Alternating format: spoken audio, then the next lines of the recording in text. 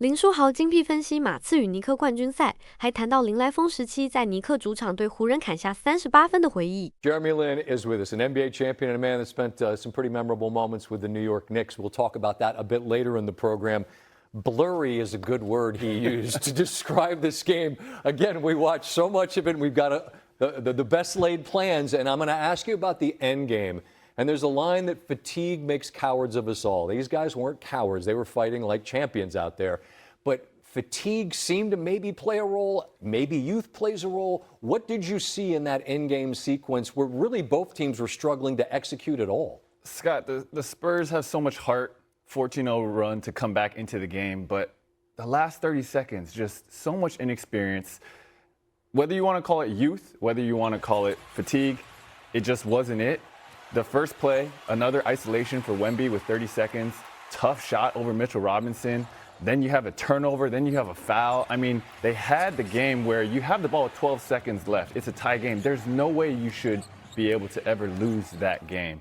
And so to me, if the roles were reversed, the Knicks get the ball. What do? They will immediately find Brunson, and he'll immediately find the mismatch that he wants. But the Spurs, when they get the ball, they're not really sure. So Wemby's dribbling up. Castle's not even looking for it.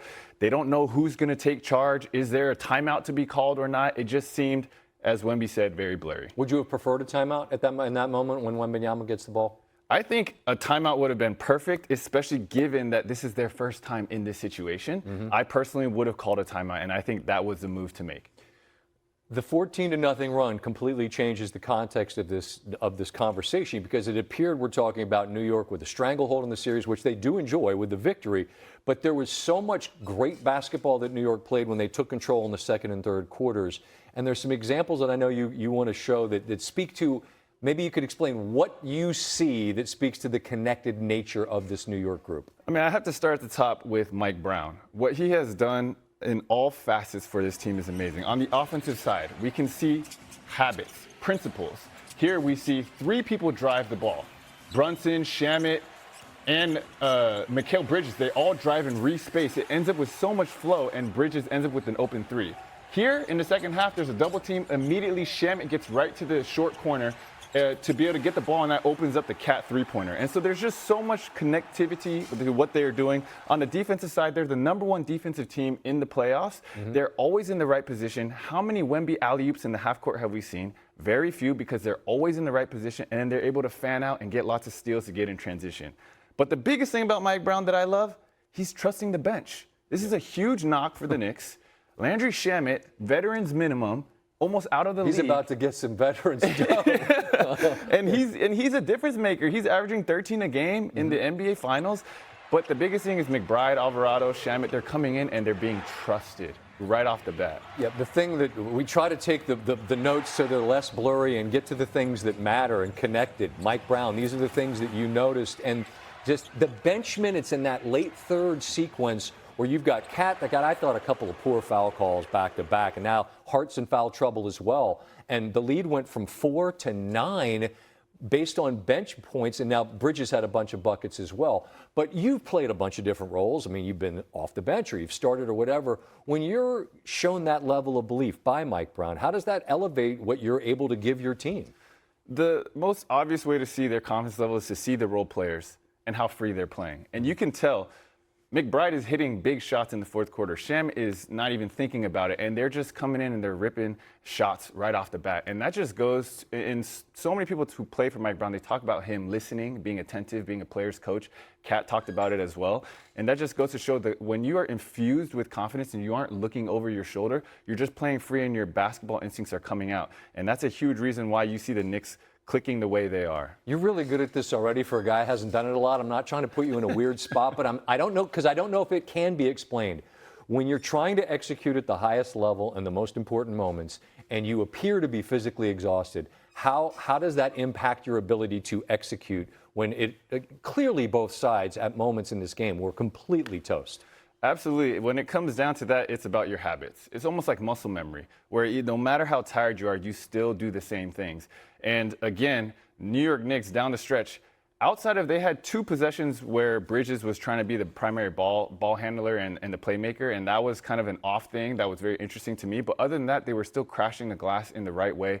Defensively, they were in the right positions. And so when you are just so tired that you can't really think, you kind of just revert to your habits. And that's why they talk about how important it is to have continuity, to have a system, to have culture, because at the end of the day, when it comes down to it, when it comes winning time, it comes down to your habits and your culture. We grade with a really sharp pencil these days. There's not a lot of grace. The youth of Wembanyama won't be taken as it's all right. He got time to grow. Like Shaq got swept when he was like 25 and got back there later. But that's a shot, if you're Wembanyama, like, you got to make that shot, don't you? I mean, you absolutely have to make that shot, and he talks about he'll regret it, but he'll use it as fuel. To me, the one thing I will say is I did like that play call, though. It wasn't something where, to me, Wemby is a young player, and he struggles to create advantages in an isolation situation or from a neutral position. I love that they made a play call where Fox can get downhill, hit him on a pop, and at least he got that open shot. But I do think, to your point, 2 years, 3 years down the road, he gets that same shot, it's going down. Exactly. I mean, this is the first time they've been here. It's a make-miss league. It's a cliche, but it's a truth. If that goes in, you and I are having a completely different conversation. Garden on Monday, we've been talking about it quite a bit with everybody. Asked Kat about it. Stephen A. said it's never been like this before. And I'm like, well, maybe it has. Maybe it has. And you see the excitement of it. Before we get to the stuff that you did that's truly legendary, what's your sense of that building Monday? I think it's going to be the most insane environment. I genuinely feel like it's going to be something beyond what I felt during this. Can that be a net negative, though? Can it be the kind of energy that becomes difficult to even harness? Like, how do you ride the lightning is what I'm asking. Well, I definitely think it could be something that goes against the Knicks where it's almost too much, but the way that they approach each game, the mentality, which is why I love this Knicks team, is the mentality is they're not worried about how many they've won in a row or what the outside noise is or the environment. They are just locked in and they approach each game like it's a new thing. So I don't think it'll affect them, although it could. All right. Linsanity was a thing. I was doing SportsCenter at the time. Thank you for the content. Let's go back to one game in particular, the late, great Kobe Bryant, you on the floor, and we'll just watch it right here. This 3 right here led to a moment that you described earlier that I want to hear about. Yeah, to me, this is the most crazy moment in the Garden that I can remember, where after hitting this shot, I had to look down at my feet to make sure that I wasn't levitating because it felt like I was hovering off the ground a half inch. That's how crazy, that's how loud, that's how big the buzz was during that stretch. 38 against Kobe and the Lakers, right? Yeah. That smile is so great.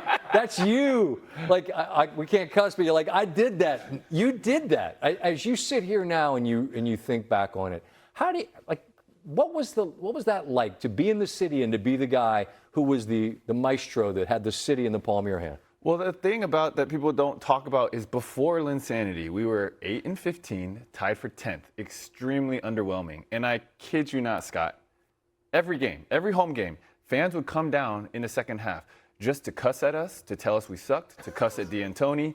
They would just do that on their way out, like, you guys suck, and just walk out, right? And then, you know, Jared Jeffries, my teammate at the time, he told me one thing that really stuck with me. He said, Knicks fans love their team.